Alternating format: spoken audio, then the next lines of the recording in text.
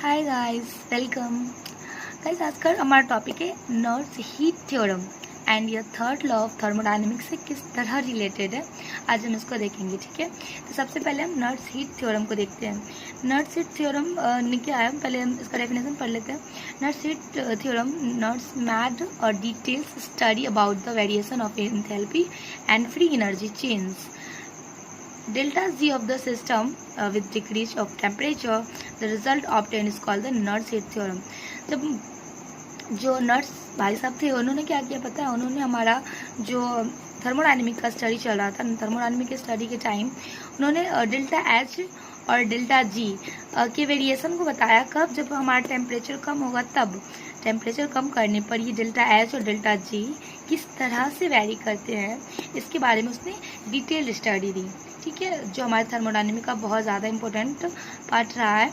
तो हम इसकी स्टडी में पढ़ेंगे जो उसका रिजल्ट आया जब हम किसी टेम्परेचर को कम करते हैं तो डेल्टा एच और डेल्टा जी में किस तरह से डिफरेंसिबिलिटीज़ आती है।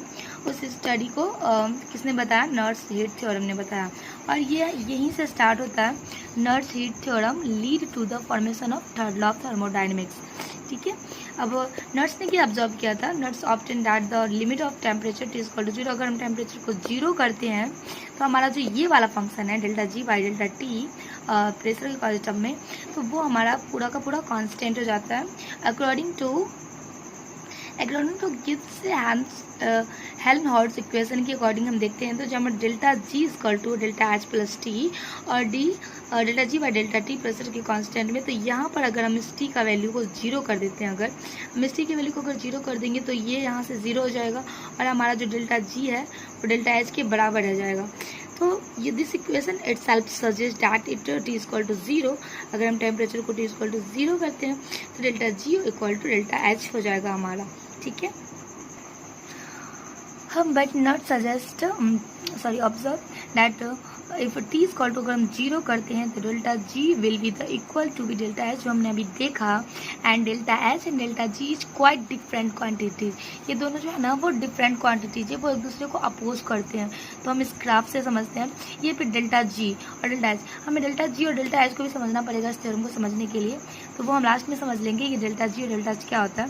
लेकिन यहाँ पर डेल्टा जी अगर हम टेम्परेचर को कम कर रहे हैं, बहुत कम कर रहे हैं, तो ये एक दूसरे को अप्रोच करते जा रहा है। ये एक दूसरे को अप्रोच कर रहा है, डेल्टा एच और डेल्टा जी एक दूसरे को अप्रोच कर रहा है। जबकि हमें यहाँ से मिल रहा है कि अगर हम टेम्परेचर को जीरो करते हैं तो डेल्टा जी डेल्टा एच के बराबर हो रहा है। और हम इस ग्राफ में देख सकते हैं ये दोनों एक दूसरे को बिल्कुल ही अपोज कर रहा है एक दूसरे को। तो इस इक्वेशन, तो हमें नर्स ने इस चीज़ का इक्वेशन दिया है एक, जैसे कि डेल्टा जी हमारा हेल्प इक्वेशन था जिसमें हम यहाँ पर जीरो, अगर इसकी वैल्यू टी की वैल्यू जीरो डालते हैं तो यहाँ हमारा डेल्टा जी डेल्टा एच के बराबर हो जाएगा। जबकि हम यहाँ इस ग्राफ में देख सकते हैं एक दूसरे को अपोज कर रहा है। तो डेल्टा जी और बराबर डेल्टा एच, हमारा जो इक्वेशन था डेल्टा जी और डेल्टा एच लिमिटेड जीरो हो जाएगा।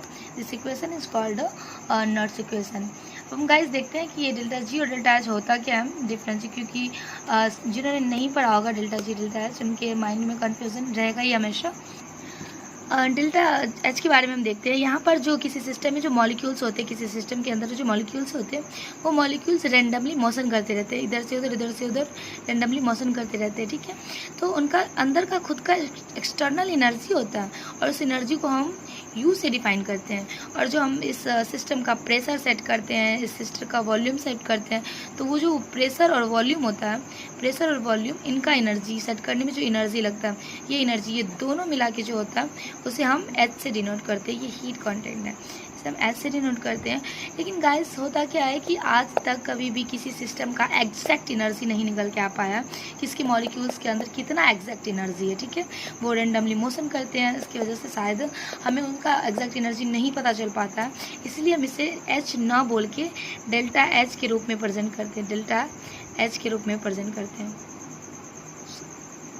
ठीक है, तो डेल्टा एच जो होता है वो हीट कंटेन होता है, वो इंटरनल एनर्जी प्लस ये प्रेशर वॉल्यूम का एनर्जी, दोनों का एनर्जी मिला के जो एनर्जी हमें एक सिस्टम का मिलता है, टोटल सिस्टम का, उसे हम डेल्टा एच कहते हैं। और ये जो हमारा डेल्टा जी है, ये डेल्टा जी हमारे किसी सिस्टम की स्पॉन्टेनिटी को दिखाता है।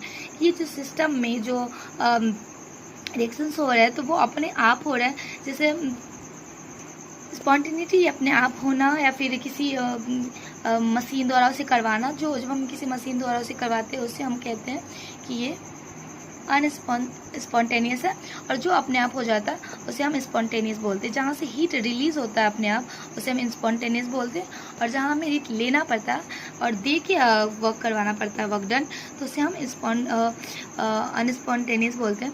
तो ये जो हमारा डेल्टा जी है वो स्पॉन्टेनिटी को दिखाता है, और डेल्टा एच है वो हमारा हीट के कंटेंट है। तो ये दोनों एक दूसरे से डिफरेंट हो गया। बस यही बता रहे थे हम कि नर्स ने हमारा जो इक्वेशन दिया था उसमें टेम्परेचर को जीरो दिखाने के बाद डेल्टा जी डेल्टा एच के बराबर हो गया। और यहीं से स्टार्ट होता है थर्ड लॉ ऑफ थर्मोडायनेमिक्स। अब हम देखेंगे third law of thermodynamics. Third law of thermodynamics क्या है? Every substance has a positive finite entropy, but at absolute zero of temperature, the entropy tend to become zero, and actually does become zero in the case of perfectly crystalline substance. हमारा जो third law है, हमारा third law ये कहता है कि जब हम किसी भी सब्सटेंस का जो अपना पॉजिटिव इंट्रॉपी होता है, सारे जितने भी सब्सटेंस होते हैं उसके अंदर का कुछ ना कुछ रेंडमली जो मोशन करते हैं जिस सब्सटेंस के अंदर कोई मॉलिक्यूल्स, तो उनका अपना एनर्जी होता है, अपना उसका जो इंट्रॉपी होता है वो फाइनाइट होता है। ठीक है, तो every substance has a positive finite entropy, हर किसी के पास अपना फाइनाइट इंट्रॉपी होता है, but at absolute zero of the temperature, अगर हम टेम्परेचर को जीरो करते हैं the entropy tend to become zero. तो किसी भी जिसका मतलब अपना जो इंट्रॉपी होता है फाइनाइट इंट्रॉपी, अगर हम टेम्परेचर को ही जीरो कर देते हैं तो उसका तो इंट्रॉपी भी जीरो हो जाएगा, and actually does become zero in the case of perfectly crystalline substance. और ये कब होता है? जब कोई भी सब्सटेंस जो हो परफेक्टली क्रिस्टलिन हो, ऐसे सब्सटेंस में अगर हम किसी टेम्परेचर को जीरो कर दें तो किसी, जैसे हम जानते हैं कि कभी भी किसी भी सिस्टम का एंट्रॉपी जो होता है वो ज़ीरो नहीं हो सकता, उसका डिफरेंट कुछ ना कुछ होता है अपना एंट्रॉपी, वो कभी ज़ीरो नहीं हो सकता। लेकिन अगर हम टेम्परेचर को ज़ीरो करते हैं in the case of temperature is equal to zero किसी भी सब्सटेंस का, तो वो शायद ज़ीरो परफेक्टली क्रिस्टलिन सब्सटेंस के अंदर ऐसा होता है कि अगर हम उसका टेम्परेचर जीरो करते तो वो ज़ीरो हो जाता है। एंड शायद ये पॉसिबल नहीं है, लेकिन फिर भी हमारे थर्ड लॉ ने बताया कि किसी भी सब्सटेंस को अगर हम टेम्परेचर जीरो करते हैं तो उसका जो एंट्रॉपी होता है वो ज़ीरो हो जाता है। This is known a third law, और यहाँ से हमारा थर्ड लॉ स्टार्ट होता है। और ये जो थर्ड लॉ है हमारा वो हीट से किस तरह से मतलब रिलेटेड है, हीट थ्योरम जो था नर्स जी का, उनसे किस तरह से रिलेटेड है वो देखते हैं हम। यहाँ पर देखो, according to Nernst heat theorem delta C P approach zero, delta हमने देखा उधर कैसे डेल्टा सी पी मतलब जो अप्रोच कर रहा था ज़ीरो को, वो जीरो के बिल्कुल अप्रोच, जीरो को बिल्कुल अप्रोच कर रहा था एक दूसरे से एकदम से अलग अलग। At the okay at this implied that at okay the heat capacity of the reactant and product became equal. और जब हीट कैपेसिटी जो होता है वो उसका रिएक्टेंट एंड प्रोडक्ट जो बिकेम इक्वल,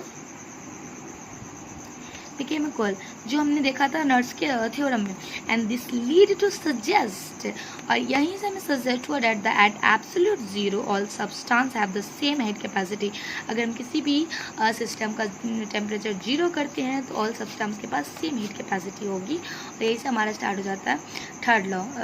ठीक है, और हमने थर्ड लॉ भी देखा कैसे, और ये किस तरह से सिर्फ सॉलिड में क्रिस्टलिन होता है, सॉलिड के किसी सब्सटेंस का जो परफेक्टली क्रिस्टलिन हो उस सब्सटेंस के लिए अप्लाइड होता है।